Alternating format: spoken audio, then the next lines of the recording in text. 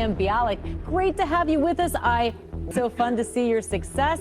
And I mean, my goodness, you didn't just play a scientist in The Big Bang Theory. You are a scientist. In the landscape of modern celebrity, few figures have undergone the kind of deliberate reinvention that Mayim Bialik has orchestrated over the past few years. What makes her story particularly compelling is not the transformation itself, but the circumstances that forced it to happen. She walked away from hosting one of television's most prestigious shows at the height of her platform, rejected prestigious educational institutions despite coming from a family that valued academic achievement above all else, and chose to publicly discuss her failures rather than quietly move forward. This is a story about someone who built a life around intelligence and credentials, only to discover that true authenticity required dismantling some of the structures she had created. When you examine Mayim Bialik's journey, it becomes clear that her entire path has been defined by a singular commitment: refusing to do what other people expected her to do. As a child actor who could have followed the traditional Hollywood trajectory of fame chasing and brand building, she instead spent her breaks on set reading academic textbooks. Her parents had instilled in her a value system where intellectual rigor was paramount, and that foundation never wavered, even when the entertainment industry pulled at her from the opposite direction. Most young people in her position would have viewed stardom and education as competing priorities. Mayim saw them as parallel tracks that could run simultaneously. Her decision to attend UCLA rather than Harvard or Yale was emblematic of this philosophy. At 17 years old, when most teenagers would have been thrilled to receive acceptance letters from Ivy League institutions, Mayim made a choice that seemed counterintuitive to outsiders. She chose proximity to her family and the ability to continue pursuing acting roles while completing her degree. This wasn't a rejection of ambition. It was a redefinition of it. She refused to let institutional prestige dictate the shape of her life, a pattern that would repeat itself throughout her career in ways both predictable and surprising. The neuroscience PhD she earned from UCLA in 2007 was no ceremonial achievement. Her dissertation, examining hypothalamic activity in individuals with Prader-Willi syndrome, represented years of rigorous laboratory work and peer-reviewed research. This was legitimate academic contribution, not a vanity credential. Yet having completed this serious intellectual work, she made another unexpected choice. She walked back onto a television set. In most narratives about smart people in entertainment, this would be framed as a compromise or a retreat. For Mayim, it was simply another expression of her refusal to choose between two different expressions of her identity. The Big Bang Theory casting represented a kind of poetic irony that the entertainment industry couldn't resist. Here was an actual neuroscientist playing a fictional neuroscientist. The show leaned heavily into this authenticity, and audiences responded enthusiastically. She earned 4 Emmy nominations for the role and became one of the most recognizable figures on American television. For several years, her name and face were synonymous with intelligent, capable female representation on network television. This should have been a story of vindication, proof that you could have both the credibility and the platform. But visibility in entertainment, particularly for women who are willing to express opinions, is a double-edged sword that cuts deeper than most people anticipate. When Mayim published her parenting book, Beyond the Sling, in 2012, she was drawing on both her scientific background and her personal philosophy. The book presented attachment parenting not as ideology, but as an evidence-based approach supported by research. The public reaction was swift and divided. Supporters saw thoughtful analysis grounded in science. Critics characterized her work as extreme and potentially harmful. What should have been an intellectual contribution to the parenting conversation instead became a cultural flashpoint where her credentials were weaponized against her. The pattern that emerged from this controversy would repeat itself throughout her career. Whenever Mayim spoke with conviction about something, a portion of the public interpreted her confidence as arrogance. The same intelligence that made people respect her also made her a target when she entered contested territory. She didn't retreat from these conversations, which further cemented the perception among some audiences that she was someone who always needed to be the smartest person in the room. This characterization would follow her regardless of how measured or collaborative her actual approach to discussions might be. Her marriage ending in 2013 added another layer of complexity to her public narrative. Navigating a very public divorce while maintaining a major television role and raising 2 children largely as a single parent is a kind of exhaustion that doesn't fit neatly into public personas. She tried to maintain some control over her narrative during this period, but the machinery of celebrity gossip and public speculation operates independently of anyone's preferences. What emerged in the public imagination was a version of Mayim that was becoming increasingly crystallized. Intense, opinionated, difficult, and perhaps even unlikable in ways that were hard to articulate but impossible to ignore. The 2017 New York Times op-ed about her experience in the entertainment industry and the #MeToo movement represented a genuine attempt to contribute meaningfully to an important cultural conversation. Her intention appears to have been sincere. She wrote about growing up in Hollywood as someone who didn't fit conventional beauty standards, about being overlooked by the powerful men who preyed on young women, and about the personal choices she had made regarding how she dressed and carried herself. What she framed as protective measures were almost universally read as victim-blaming. The Internet's response was severe and immediate. Commentators argued that her framing suggested women who dressed differently or moved in visible circles were somehow responsible for what happened to them. She apologized. She clarified. She acknowledged that her words had caused pain to people she genuinely wanted to support.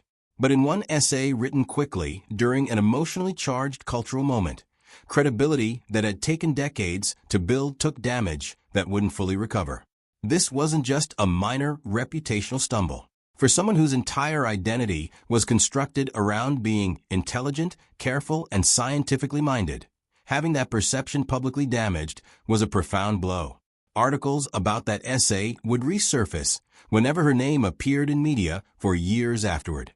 When Jeopardy! Announced that Mayim would share hosting duties with Ken Jennings following Alex Trebek's death, the public response revealed something important about how credibility functions in celebrity culture. A significant portion of longtime Jeopardy! Fans had already decided before she filmed a single episode that she wasn't the right person for the role. Online petitions circulated. Comment sections filled with criticism. Every episode she hosted was dissected with intense scrutiny. The comparisons to Jennings were relentless and rarely favorable. While some of the criticism about live game show hosting being a specific skill that requires practice was fair, much of the hostility seemed rooted in her history, her public controversies, and the perception people had constructed of who she was. When the Writers Guild of America went on strike in May 2023, Mayim made a decision that effectively ended her time on Jeopardy! She stepped away from hosting to show solidarity with the writers. This was a principled stand that cost her the job. By the end of 2023, Sony confirmed her hosting contract would not be renewed. Ken Jennings would become the sole permanent host. For many observers, this felt like a public verdict on her entire second chapter in television. The irony was painful. She had lost the job in part because she refused to compromise her principles. What happened next revealed something crucial about how Mayim was thinking about her career. Rather than immediately rushing to find the next television opportunity to rehabilitate her public image, she leaned into work she had already begun. Her podcast, Bialik's Breakdown, became increasingly her primary vehicle for public expression. Instead of treating it as a placeholder while waiting for her next television break, she developed it into something with genuine intellectual substance.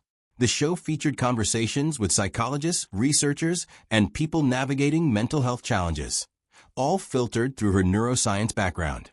This wasn't a celebrity interview show designed for viral moments. It had a specific texture and attracted a specific kind of listener. More significantly, she began talking about her own struggles in unprecedented ways.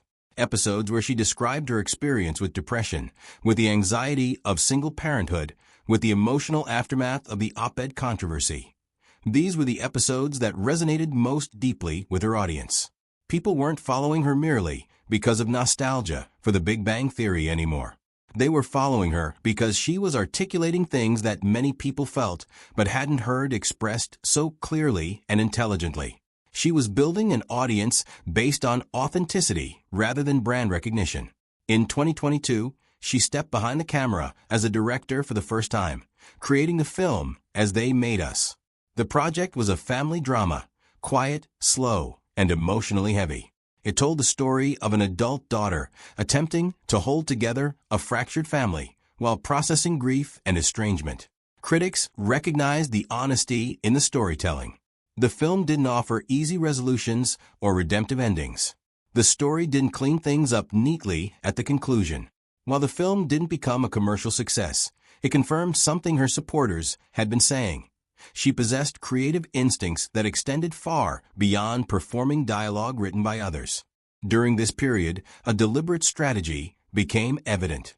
Mayim was building something fundamentally decentralized, a career that didn't depend on one network's decision, one producer's approval, or one show's ratings.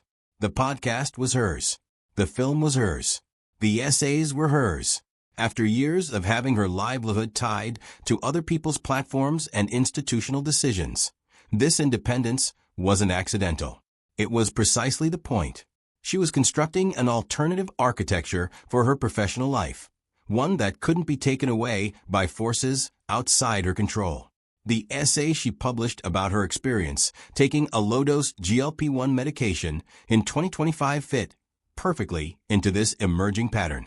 Rather than writing a cautionary tale designed to scare people away from the medication class, she pointed to a gap in the cultural conversation.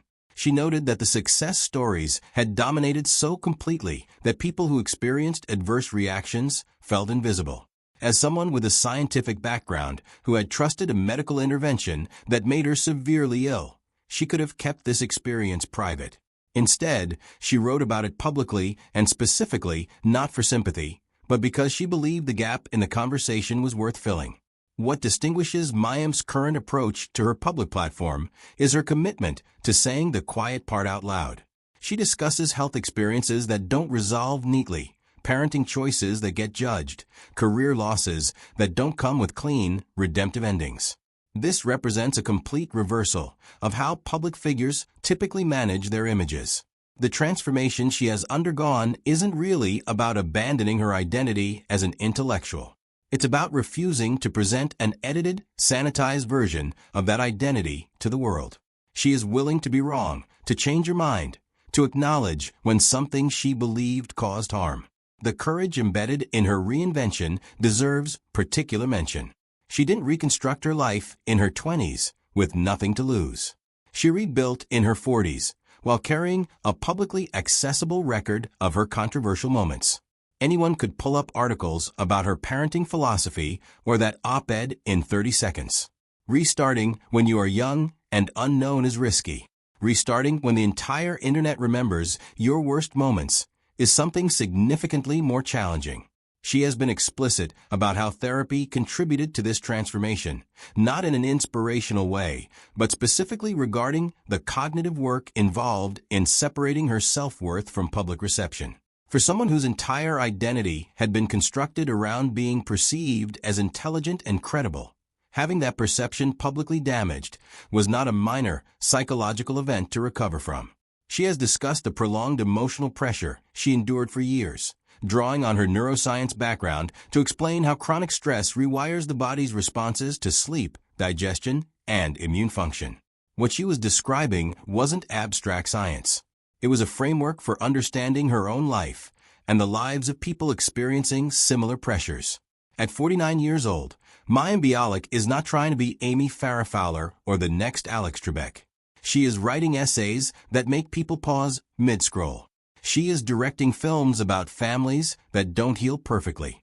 She is hosting conversations about dimensions of mental health that mainstream television won't touch.